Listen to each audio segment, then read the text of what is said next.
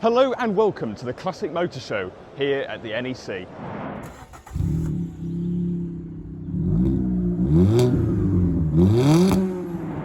So believe it or not, I have never actually been to the NEC, and every year, you know, this classic car show has been going on, and I've just had serious FOMO seeing pictures all over Twitter and Instagram, and I thought this year I'm going to make sure I've got it marked off in the calendar. I'm not going to work and I'm actually going to come. So I'm here on the Sunday because I was told by Ryan John Ball, who's here, that it was the quietest day. So I thought, makes for good filming really. It's you know, not like Goodwood when you're trying to shuffle around people all the time and it just kind of ruins the film a bit. So the goal of today really, in kind of a short amount of time, because I was meant to get the train this morning, but the train got cancelled, so I had to drive, to see as many cool cars as we can and document it for you here on the Daniel Drives YouTube channel, because I'm in Hall 1 and I've underestimated how big this place is. It's absolutely massive and there's just so many cars. I'm in Hall 1 and already I'm like, wow, how am I going to cover the cars in this hall? But there are so many more, so come along for the journey. So I'm here at the Mazda MX-5 Owners Club stand here at the NEC, because if you're a regular viewer of the channel, back to kind of beginning of this year, you will recognise this MX-5, and also Shedfest, I guess, because this MX-5 is owned by Ryan, who I mentioned at the start of the video, and it's actually just come back from kind of like a minor refresh, and it's looking definitely the part. It's got different wheels since you last saw it as well. So yeah, it's looking really fresh. Fantastic sticker here on the bonnet, absolutely love it. It's Ryan here. Ryan, what's the, how have people received the MX-5 this weekend? Because you've been here since Friday, haven't you? Yeah, to be honest, the bonnet would have been shut. Yeah. Probably wouldn't have been anybody in. Yeah. It's been, to be honest, it's been incredible. The amount of people who've come over to look at the engine. Yeah. I think partly because it's white. Yeah. I don't know if it's the white attracts people in, but Hey, it looks fantastic. the engine block is silver and it looks amazing. Yeah. But you can't see it as well unless you're on that side, but it looks phenomenal. It's just different, because you see a lot of the rocker covers and they tend to be red and usual colours, but white, it just looks really fresh. Just had a cup of tea. Just had your cup of tea. Yeah, traditional Brit. I had my coffee on the way, so you know, Fair enough. I'm wired. Yeah, so I've been here since Friday. Well, Thursday actually. Yeah. Thursday for a bit of setup, bring the cars in. Yeah. Friday, Saturday, Sunday helping out. I'm going to go for a wander in a bit. Yes, Because yes. obviously I need to go and have a look at the show. Yes, exactly. Spend some money on some bits and bobs if there is anything. How many halls are there here at the NEC? I thought there was 7, but like with the cars in, well, it might be about 5-ish. Yeah. They're massive. Like this is the best hall as well, whole one. So, Yeah, obviously you're not biased. Yeah. No, this is where all the big clubs go. So you've got Maguire's who put on a big show every year. So Yeah. it's a privilege to be in here anyway. Yeah, as yeah, a yeah. club, but for me to be able to have the car in 2 years on the trot as well. I know. incredible. It must be a bit of an honour, really, after It is you know all the build definitely, process and everything. Well, it is nice, but sometimes you think, is it nice enough for the NEC? Of course it is. Of course it So, is. Yeah. So viewers, if you want to see more of this car, this lovely little MX-5, there is the video on the channel, so go and check that out. It's actually quite a good one. We went out for a little drive and stuff it was around fun. your local area, and it was really good. So yeah, fantastic to see this car, and good to see you again, right? See you. Yeah, we will. Oh no, and the podcast as well. And the podcast, yes, did the podcast yes. as well. He was on the That was podcast, good. and it was another one. So go check out that as well. It's full of plugs, this video. Yeah, it's with a bit of a story behind the car as well. So Yeah. people can learn a little bit about how the restoration went and Yes. stuff like that. So Yeah. yeah. Happy so, days, happy days. We will arrange a meet-up at some point. Yes. When you get to Z3 as well. It'll be very exciting. Yes. We'll do a little twin test or something, but that's 2025. Fingers crossed.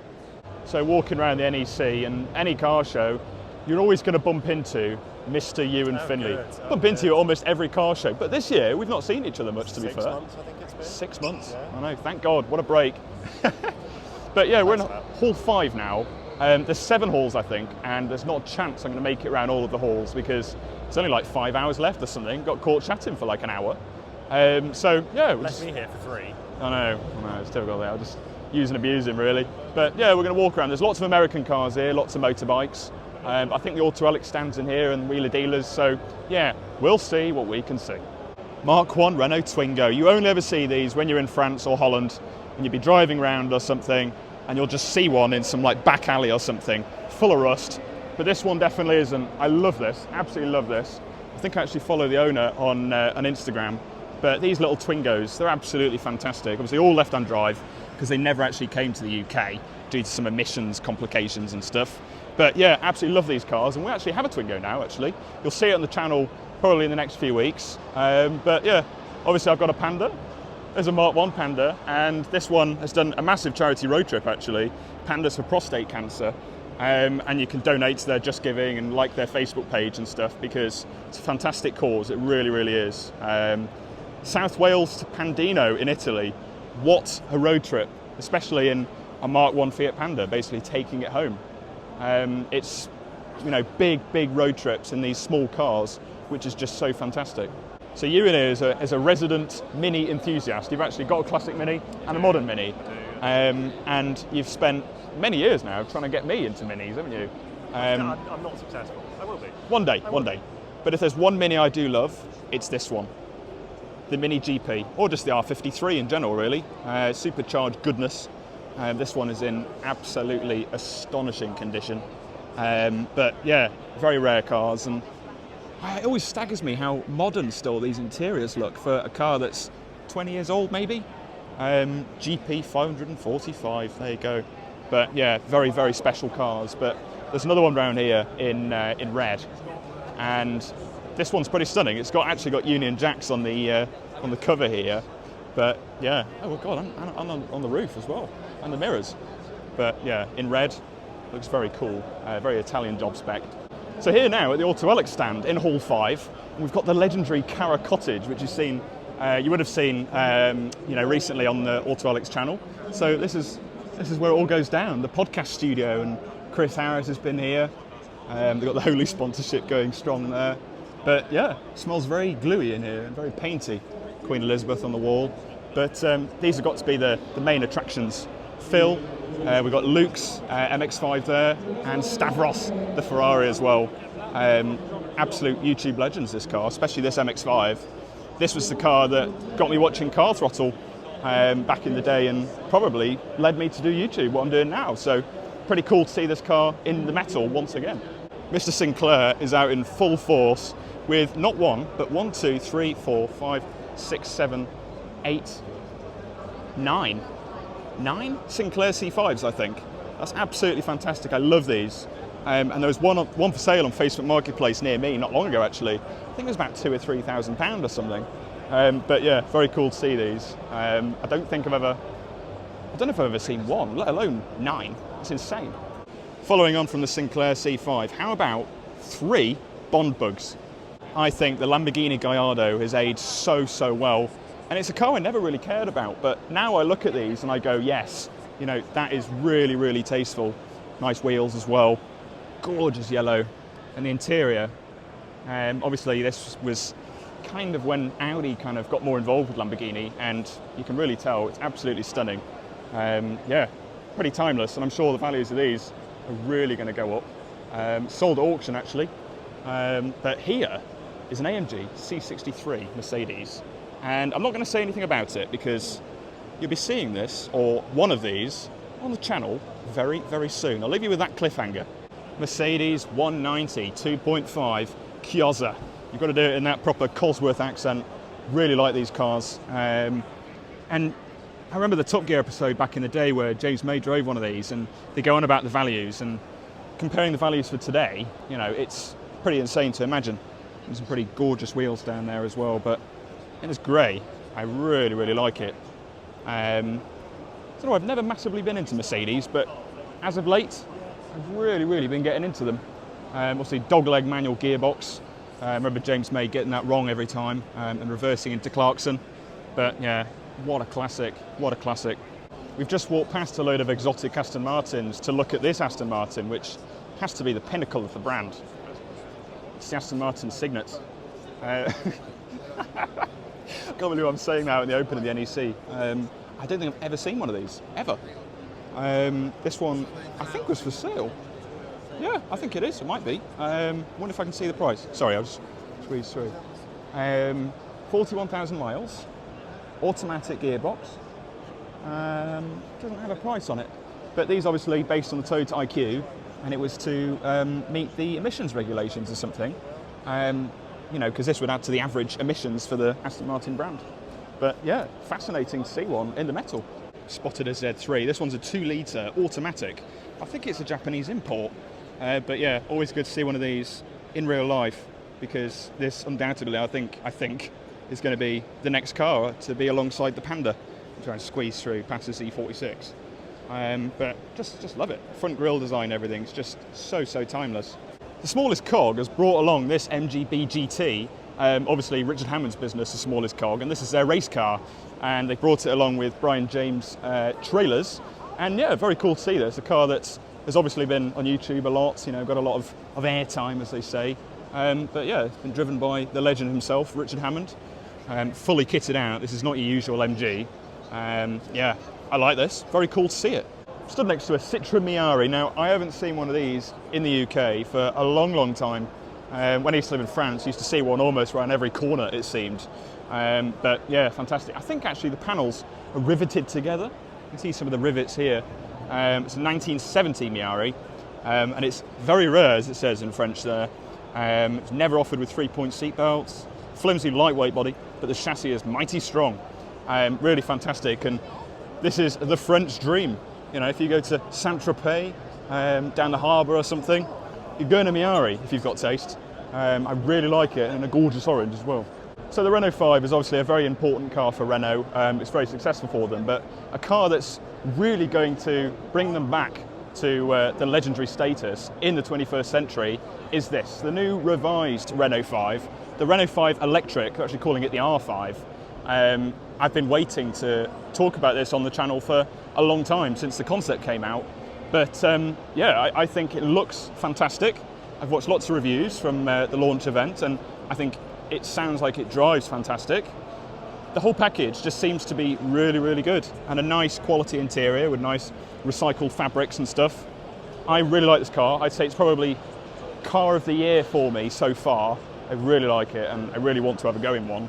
And in a lovely bright colour as well, this green. I think me personally would have a yellow, like the yellow cars you can see in the background. But yeah, they've done a really good job, Renault, at kind of reinventing the design of the Classic and creating this. I think it's really good, and yeah, a hot topic of discussion here at the NEC, because there's lots of people that haven't yet seen the new Renault 5. And sounds nice. Certainly won't sound like that.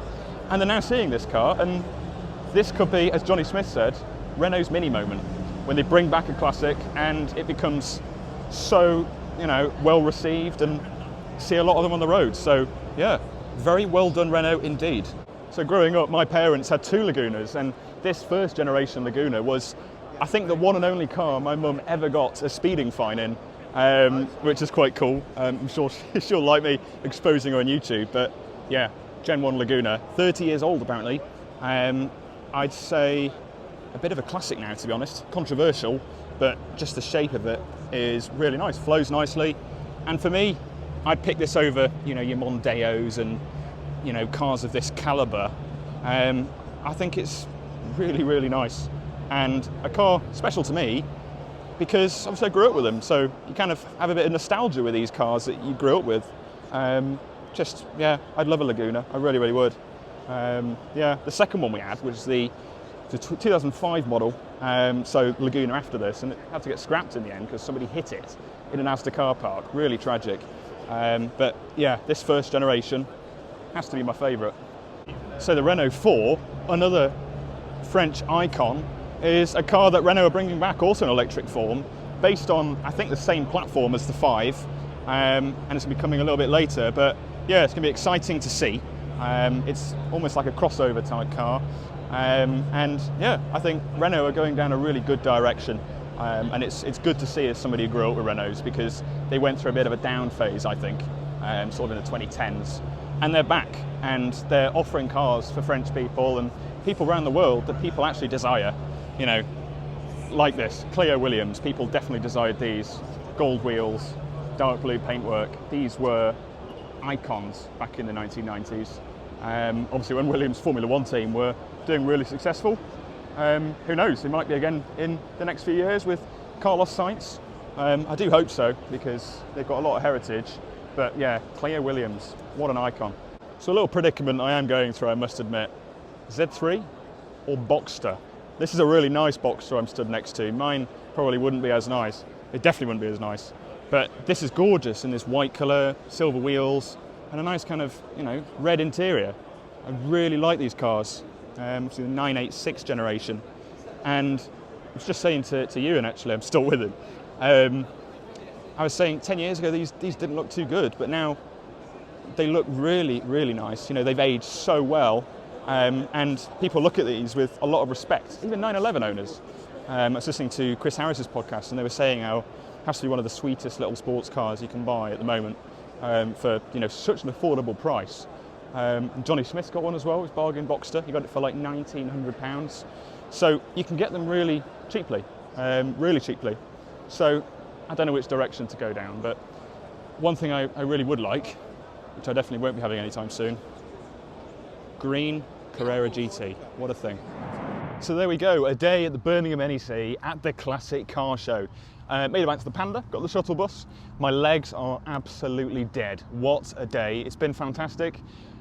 Such beautiful cars on show, and again, such variety. I'm glad I came, but I wish I allowed for more time because of my train palaver this morning. I probably got here about 10:30, so I missed about an hour and a half today. But really, to enjoy the whole of what the NEC has to offer for this show, you need the full 3 days, you need the full weekend, because I probably ventured around half the halls that they had today on offer. So yeah, a really, really good show, lots of familiar faces, and yeah, I really, really enjoyed it. But now it's time for the hour and a half drive home.